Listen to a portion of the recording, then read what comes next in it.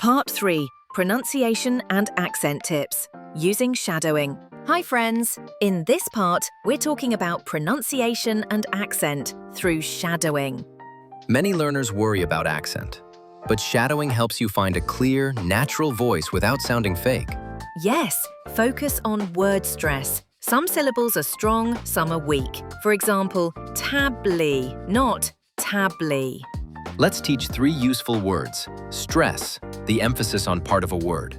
Linking, joining words together smoothly like wanna or gonna. Tone, the feeling or emotion in your voice. When you shadow, try to copy all 3: stress, linking, and tone. Here's a quick shadowing demo. Can I get a coffee? Can I get a coffee?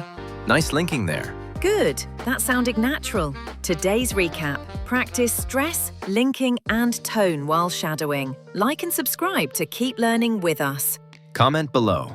Which word or sound is hardest for you to pronounce in English? See you in Part 4, Daily Shadowing Routine.